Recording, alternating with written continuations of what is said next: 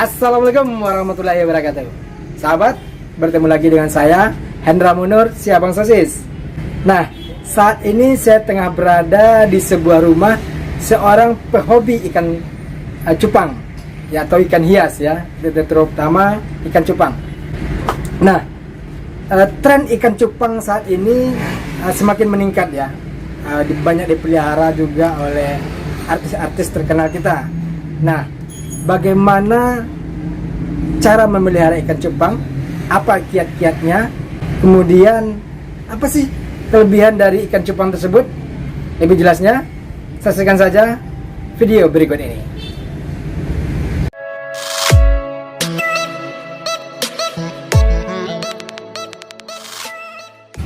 Ya, ini dia saudara Iskandar Rahman, ya.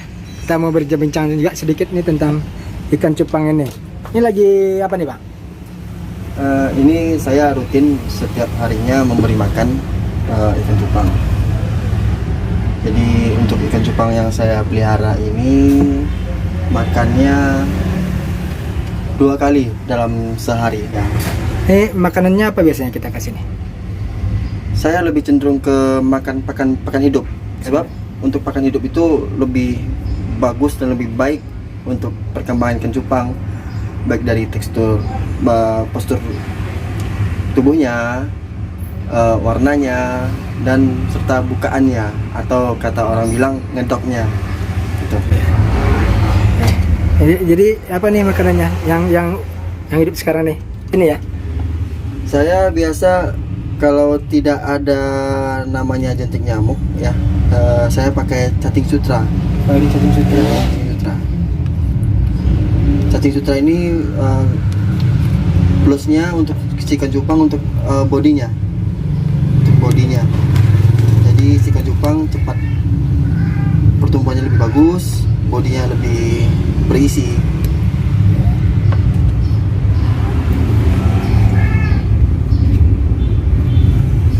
Oh, jadi kita kasih sedikit-sedikit begitu saja, ya? Iya, benar. Tidak banyak. Kalau kebanyakan ya nanti dia bisa stres. Oh, jadi tidak dibiarkan bergumpal-gumpal gitu, ya? Benar. Jadi diperkirakan berapa kira-kira habis saja begitu, ya? Jadi bila bergumpal dia sulit buat langsung menelannya. Oh, gitu. Ya, langsung dimakan, ya, sama ikan cupangnya. Ini kalau untuk cacingnya sendiri, ini cacing apa namanya? Cacing sutra. Cacing sutra. Ini pemeliharaan cacingnya bagaimana nih agar selalu tetap hidup begitu? Kadang-kadang banyak yang cepat mati juga, ya? Biar saya rutin mengganti airnya agar si pakan ini, cacing sutra ini bisa bertahan lama. Jadi saya menggantinya sehari itu 2 kali juga. Setiap memberi makan saya ganti airnya, saya bersihin dulu. Jadi si cacing sutranya pun juga segar dan tidak banyak sampah atau yang mati gitu. Jadi airnya selalu ganti, ya. Itu airnya kayaknya nggak penuh gitu, memang segitu airnya.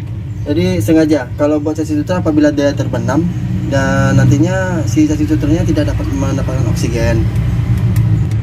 Ya. Ini kalau dilihat ini ada daun-daun juga nih di dalamnya. Ini daun apa, deh? Ini namanya katapiang atau orang bilang katapang, daun katapang. Fungsinya apa nih? Ini buat penetralisir air. Jadi dasarnya ikan cupang ini kan ikan rawa-rawa. Jadi di habitatnya itu airnya tidak terlalu jernih. Jadi supaya ikan ini nyaman, jadilah dipakai si daun ketapang ini. Itu pun bagus buat ikan, si ikannya pun juga nyaman. Dan di dalam daun ketapang ini konon ada zat yang dibutuhkan oleh ikan cupang dan penetralisir air. Ini selain kita memberi makan, apalagi kiat-kiatnya supaya ikan kita tetap sehat dan bugar gitu? Ya, ikan itu kan hidupnya di air. Jadi kita harus lebih memperhatikan air, seperti pH air dan terus kondisi air. Biasanya ini saya ya, semuanya ini saya menggunakan air tanah atau air sumur. Karena air dalam air sumur itu tidak terkontaminasi seperti kayak kaporit, seperti air PDAM gitu kan. Jadi saya lebih menggunakan air sumur, dan setiap penggantian sekali 4 hari ini saya memberi disinfektan ikan seperti air biru itu dibilang metilin air biru, metilin blue, untuk disinfektan ikannya agar tidak terkena parasit dan airnya pun juga bersih. Sekarang nih kalau kita berbicara tentang prospek ikan ini apa sebagai peluang bisnis nih, apa masih prospek ya sekarang nih? Sembari berjalan aja sih. Iya. Menurut saya. Saya juga hobi memelihara ikan, saya juga senang, dan nanti saya juga suka membagi-bagikan kepada saudara saya yang gemar juga memelihara ikan. Sebab kita juga bisa melihat setiap kita mungkin merasa feel kita kurang bagus, dan terus kita memandang ikan dia bermain-main di air, itu merasa perasaan kita dan pikiran kita pun juga merasa jadi tenang seperti ikan di air. Gitu ya. Jadi untuk diri sendiri terutama dulu ya, lebih menyenangkan gitu ya. Dan kalau contohnya aja, kalau untuk harga ikan sekarang ini, misalnya kalau untuk ikan ini, ikan apa namanya jadi?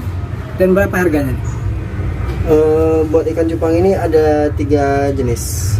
Kalau yang ini namanya crown tail atau baik masyarakat Indonesia bilang serit, jenis serit. Jadi seperti ini jenis serit, dia kayak ada sisir seperti itu. Dan juga ada itu juga serit. Yang ini yang si super red ini half moon itu setengah bulan. Jadi dia apabila dibuka nanti dia kembang ekornya itu menyerupai setengah bulan, hampir full. Kemudian jenis lainnya? Dan juga ada plakat nih. Ini plakat ini baru ditemukan jenis yang seperti ini sekitar tahun 2014-an. Kebelakangan kita belum pernah melihat hal seperti ini. Kayak ini Nemo Galaxy seperti ikannya. Nemo juga ada Candy, ada yang Marble Panda, ada yang Yellow Bass, FCCP, White Platinum, dan juga Hellboy. Itu dinamakan sesuai dengan warnanya dan bentuknya. Kemudian harganya, untuk kisaran harga sekarang ini berkisar berapa nih? Harganya variatif ya, tergantung kualitas jenis ikannya. Kita juga bisa melihat bentuk dan tekstur ikannya itu seperti postur tubuhnya, dasinya, warnanya, analnya, ekornya, kembangnya, agresivitasnya. Di situ kita bisa menilai mahal apa tidaknya ikan. Kalau saya mendapatkan ikan yang seperti ini nih, ini cukup lumayan lah. Ini ada turunannya dari blue rim. Jadi ini jatuhnya ke Marble Panda, warna biru dan putih. Nah kalau yang ini nih, ini berapa nih pasaran harganya sekarang? Ini tergantung ya Pak ya. Buat yang Marble Panda ini sekitar 200-an. Ada yang blue rim itu yang menang kontes ada semacam kontes ikan hias. Itu dia menang, dia ditawari 20 juta. Jadi berapa ya? Iya, kayak 20 juta. Itu yang membuat harga ikan mahal itu ya. Salah satunya menang kontes itu ya. Menang kontes dan dari warna kelangkaannya.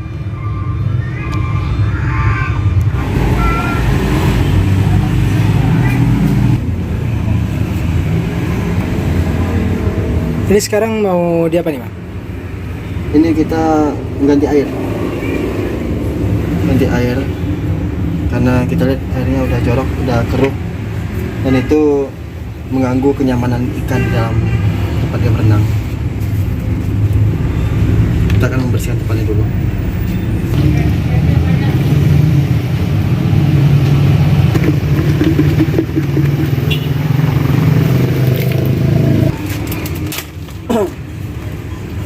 Ini apa nih? Ini garam ikan, Pak. Jadi kita sebelum mengganti airnya kita akan memberikan garam ikan ini seginilah secukupnya. Sekitar setengah sendok teh kira-kira gitu ya? Iya, benar. Fungsi garam ikan ini juga bagus untuk si ikannya dan untuk airnya juga, agar tidak banyak parasit atau penyakit yang ada di dalam air. Ini kita menggunakan air sumur yang sudah diendapkan. Air sumur ini kita endapkan selama 2 hari.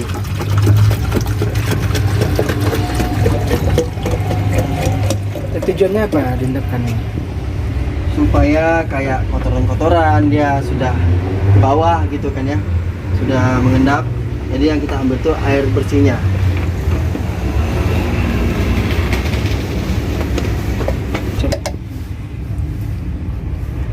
Lalu kita menambahkan yang namanya ini methylene blue. Methylene blue ini obat ikan atau disinfektan ikan yang tujuannya untuk membunuh parasit atau penyakit-penyakit yang ada di air dan mencegah si ikan tidak terjangkit penyakit. Ini apa namanya? Methylene blue ya? Methylene blue. Ini berapa satu apanya? Ini sebotol ini 10.000. 10.000 ya. Oke, cukup terjangkau ya harganya ya. Cukup. Kita menggunakannya pun juga tidak banyak. Dalam satu botol ini 3 tetes sudah cukup. Cuman 3 tetes ya. 3 tetes. Jadi seperti yang sekarang ini apa dikasih semua? Dikasih semua. Dikasih semua. Sebelum ikan dimasukin kita mengkondisikan airnya dulu seperti ini. Jadi garam tadi diaduk-aduk juga. Kemudian termasuk juga dengan methylene blue tadi ya. Iya, biar larut dan tercampur semua. Kita diamkan dulu 5 menit. Baru si ikannya kita pindahkan ke dalam toples, ke dalam akuariumnya. Itu yang tadi ya. Jadi ikannya sudah dengan air yang baru sekarang ya.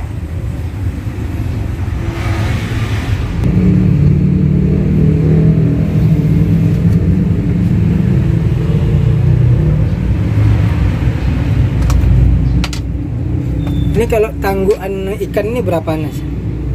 Ini beragam sih harganya. Saya membelinya ini 20.000 satunya. Memang spesial ya. Spesial ini buat ikannya karena ini jaringnya juga cukup lembut. Jadi si ikannya pun juga tidak merasa tersakiti, dan tulang-tulangnya dan bulu-bulunya pun juga Tidak robek-robek tidak robek ya, tidak patah. Oke, kita masukkan sekarang.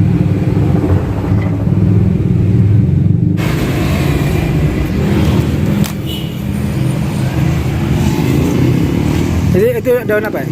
Ini daun ketapang yang sudah saya cuci ya. Saya cuci, saya berikan garam dulu ke dalam air, saya cuci, saya bilas, lalu saya jemur seperti yang di atas ini. Jadi itu triknya supaya dia bersih ya.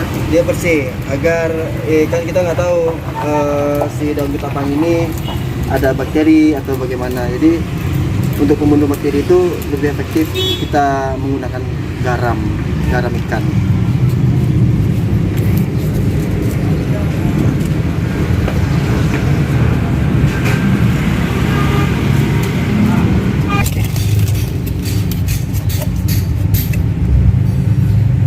Cukup sepotong ini aja.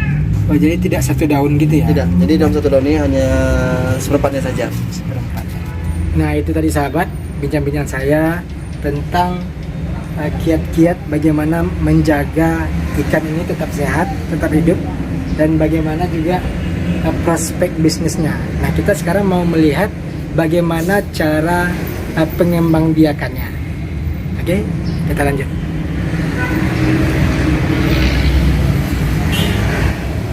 Nah, selain tadi perawatan ikan, ini saya ingin dengar juga bagaimana cara pengembangbiakan ikan. Kabarnya di sini juga ada pengembangbiakannya.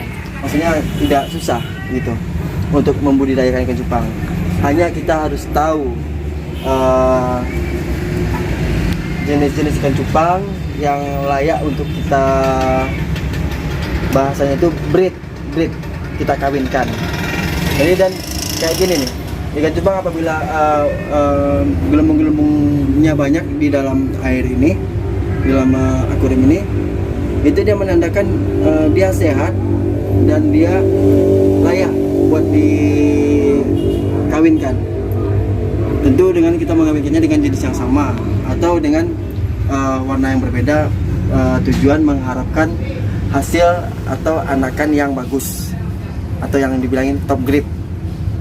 Efektifnya sih ikan cupang ini di usia 5 bulan itu bagus untuk dikembangbiakan, sebab di bawah itu takutnya nanti si anaknya atau si indukannya tidak bisa menjaga telur-telurnya, atau si anaknya ini dibilang prematur, tidak sempurna menjadi generasi selanjutnya, atau banyak yang cacat lah gitu. Ini apa yang kita sediakan? Ini air sumur yang sudah kita endapkan. Ini dan wadah macam ember ya, untuk ikan cupangnya kawin. Kita juga tidak lupa memberikan garam pada air ini supaya mengantisipasi adanya berbagai macam penyakit yang ada dalam air yang mengganggu ketenangan ikan dan kenyamanan ikan. Cukup air dengan garam saja. Air biru saya tidak menggunakannya, cukup ini saja. Kenapa tidak digunakan air biru? Karena air biru itu dia ada semacam zat kimia, senyawa yang membunuh penyakit atau parasit. Nanti takut setelah cupangnya bertelur dan terganggu dan akan merusak si telurnya itu. Jadi cukup air garam saja ya? Air dan garam saja. Ada juga beberapa peternak ikan cupang menggunakan daun ketapang atau ekstrak ketapang, tapi saya cukup ya ini saja, 2 ini saja. Ini ikan apa nih? Jantan betina? Ini betinanya. Ini kita lihat sudah full telur, jadi sudah cocok kita kawinkan. Ini apa yang membedakan antara jantan dengan betina deh, secara kasat mata aja? Dari tekstur postur tubuhnya, terus dasi, postur tubuhnya agak bantet ya, terus dasinya itu panjangnya pendek dia. Kalau buat yang betina itu pendek, kalau yang buat jantan itu panjang. Jadi di perutnya ini juga ada ruang untuk penyimpanan telur semacam segitiga. Kalau kita bisa perhatikan.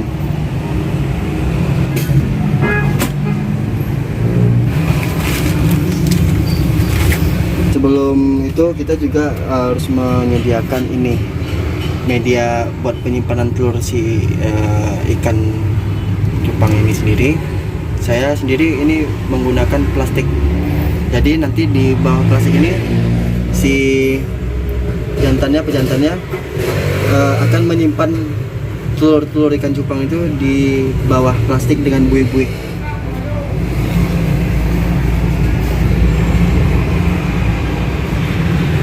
Ini bisa udah. Sekarang kita masuk ke dalam proses ta'aruf atau perkenalan. Jadi si ikan cupang ini butuh proses perkenalan agar waktu pemijahan dia cepat gitu. Seperti ini. Ini yang jantan di yang mana? Yang di dalam atau yang di luar? Si jantan yang di luar dia lebih menguasai ke tempatnya, air jual semuanya, karena dia akan lebih dominan. Yang di dalam itu si betina. Ini yang betinanya, yang di dalam. Dan ini berapa lama nih untuk pengenalan atau ta'aruf ini? Ini enggak lama, cuman 3 jam atau 4 jam. Setelah itu baru kita bisa melepasnya dan membiarkannya saja. Setelah kita taruh 3 atau 6 jam tadi, kemudian kita lepaskan, itu sampai berapa lama tuh? 3 atau 4 jam tadi ya. Itu kita melepasnya, membiarkannya berdua tanpa kita lihat-lihat, itu selama 2 hari. 2 hari. Kemudian setelah 2 hari, kita intip sedikit, nanti dia akan, si pejantan telah wih di situ ya. menaruh telur dari si betina di atas, di bawah plastik ini, tempat penyimpanan buih-buih. Dan setelah itu si betina apabila sudah menjauh dari si jantannya, betina kita angkat, lalu kita biarkan si pejantannya ini memomong anaknya atau memomong burayak. Itu sampai berapa Telur hari? yang sudah menetas. Itu biasanya kalau saya itu untuk membiarkan si pejantan memomong anaknya ini, si atau burayaknya ini selama 7 hari atau 10 hari. Lalu setelah itu si jantan saya angkat. Nanti dikhawatirkan apabila si pejantannya stres, dia akan memakan anak-anaknya. Maka dari itu saya angkat 10 atau 7 hari lah efektifnya biasa.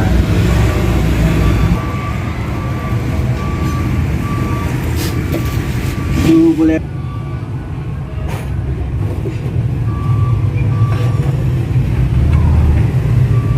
Ini apa ini? Ini burayak atau anak-anak ikan yang sudah berhasil ini. 1, 2, 3 itu tuh cuma 1 indukan. Jadi ini untuk usia si burayak ini sudah 1 bulan kurang, sekitar 27 hari. Ini yang sudah berhasil ya? Iya, Ini udah umur hampir sebulan. hampir sebulan. Kalau yang ini sudah 1 bulan 5 hari. Ini dari sebanyak ini berapa indukan? Kalau yang khusus yang buat dari ujung 1, Iya. 2 dan 3 ini cuma 1 indukan. Ini 1 indukan, ini 1 indukan juga. Ini tipenya jenisnya half moon, setengah bulan. Artinya itu sekali bertelur hari itu ya? Sekali bertelur ya. Berarti cukup banyak ya? Alhamdulillah. Kalau yang ini lain lagi. So, Ini multicolor. Multicolor itu cuman 25 ekor, nggak banyak karena faktor cuaca, banyak yang gugur juga ketika masih kecil. Ini kalau yang kecil-kecilnya apa kita kasih makan apa dulu sehingga dia bisa tambah besar gitu? Di umur 7 hari itu kita sudah memberikan makan, si burayak ini sudah bisa makan kutu air. Jadi kutu air itu kita tarik sedikit, dan setelah 1 bulan ini dia sudah bisa makan, atau 3 minggu ya, 21 hari sudah bisa makan titik-titik nyamuk dan cacing juga. Dan kita selingi juga sama baby shrimp. Baby shrimp ini maksudnya? Ini Oh, yang ini. ya. Ini memang ada dijual di toko-toko ikan gitu ya? Ada baby shrimp ini, kegunaannya untuk menaikkan warna ikan cupang. Warna ikan cupang, jadi boleh kita lihat ini di baby shrimp ini dia udang intinya. Ini harganya berapa satu? Ini sekitar 40 atau 45 ribu. Ini sekarang mau dikasih makan ya? Iya. Ini kita ngasih tidak banyak.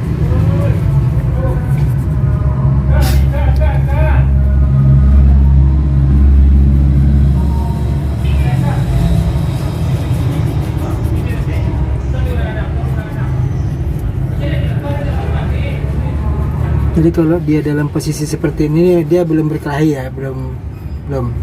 Namanya satu lubukan, dia masih sudah mengenal gitu. Nanti kalau sudah nambah sebulan lagi, kita wajib harus memisahkannya sebab takut dianya berantem.